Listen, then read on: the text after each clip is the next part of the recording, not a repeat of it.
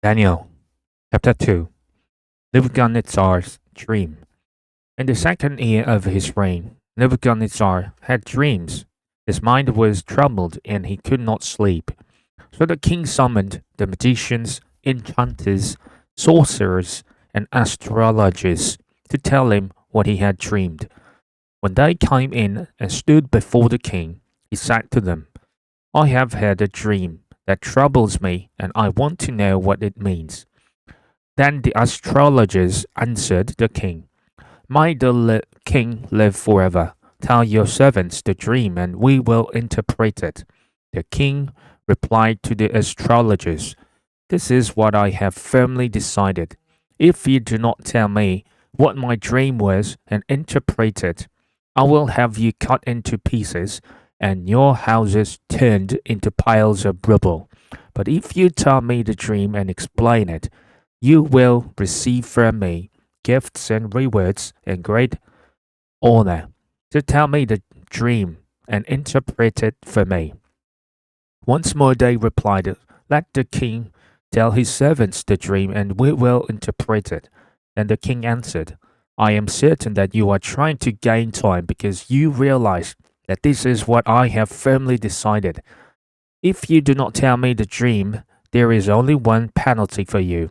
You have conspired to tell me misleading and wicked things, hoping the situation will change. So then tell me the dream, and I will know that you can interpret it for me. The astrologers answered the king, There is no one on earth who can do what the king asks.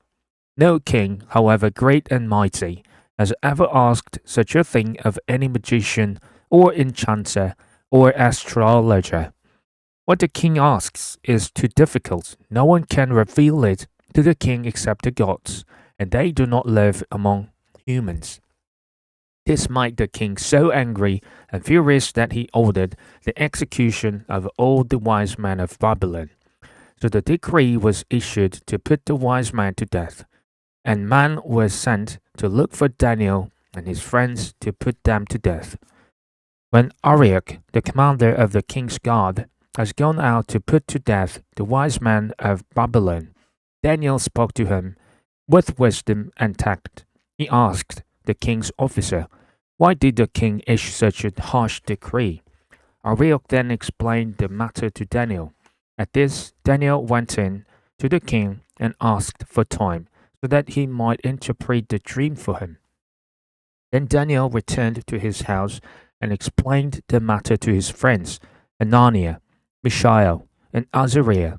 He urged them to plead for mercy from the God of heaven concerning this mystery, so that he and his friends might not be executed with the rest of the wise men of Babylon. During the night, the mystery was revealed to Daniel in a vision. Then Daniel praised the God of heaven and said, Praise be to the name of God forever and ever.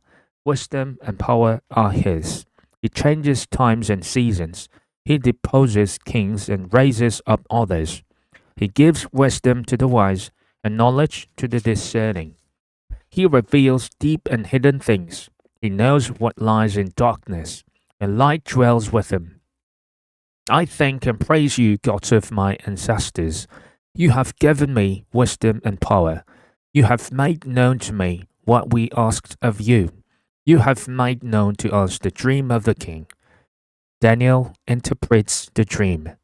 Then Daniel went to Arioch, whom the king had appointed to execute the wise men of Babylon, and said to him, Do not execute the wise men of Babylon. Take me to the king, and I will interpret his dream for him. Arioch took Daniel to the king at once and said, I have found a man among the exiles from Judah who can tell the king what his dreams means. The king asked Daniel, also called Belshazzar, Are you able to tell me what I saw in my dream and interpret it? Daniel replied, No wise man, enchanter, magician, or diviner can explain to the king the mystery he has asked about, but there is a God in heaven who reveals mysteries. He has shown King Nebuchadnezzar what will happen in days to come. Your dream and the visions that passed through your mind as you were lying in bed are these. As your majesty was lying there, your mind turned to things to come, and the revealer of mysteries showed you what is going to happen. As for me, this mystery has been revealed to me, not because I have greater wisdom than anyone else alive, but so that your majesty might know the interpretation and that you may understand what went through your mind. Your majesty looked, and there before you stood a large statue, an enormous, dazzling statue, awesome in appearance. The head of the statue was made of pure gold, its chest and arms of silver, its belly and thighs of bronze, its legs of iron, its feet partly of iron and partly of baked clay. While you were watching, a rock was cut out, but not by human hands. It struck the statue on its feet of iron and clay and smashed them. Then the iron, the clay, the bronze, the silver, and gold were all broken to pieces and became like chaff on the threshing floor in the summer. The wind swept them away without leaving a trace, but the rock that struck the statue became a huge mountain and filled the whole earth. This was the dream, and now we will interpret it to the king. Your Majesty, you are the King of Kings. The God of heaven has given you dominion and power and might and glory. In your hands he has placed all mankind and the beasts of the field and the birds in the sky. Wherever they live, he has made you ruler over them all. You are that head of gold. After you, another kingdom will arise, inferior to yours. Next, a third kingdom, one of bronze, will rule over the whole earth. Finally, there will be a fourth kingdom, strong as iron, for iron breaks and smashes everything. And as iron breaks things to pieces, so it will crush and break all the others.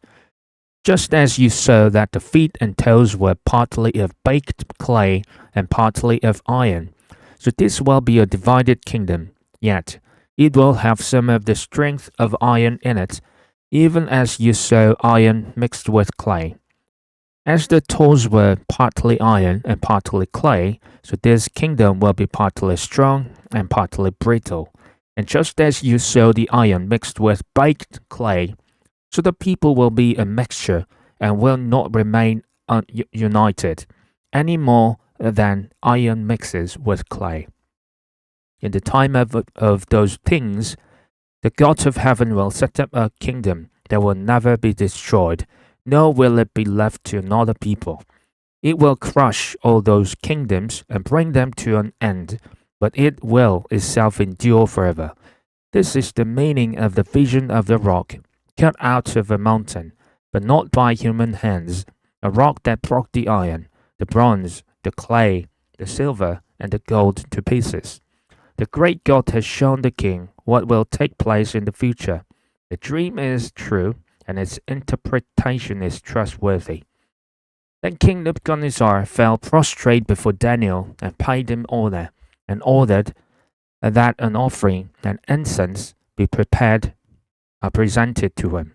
The king said to Daniel, "Surely your God is the God of gods and the Lord of kings and a revealer of mysteries, for you were able to reveal this mystery." Then the king placed Daniel in a high position and lavished many gifts on him. He made him ruler of the entire province of Babylon and placed him in charge of all its wise men.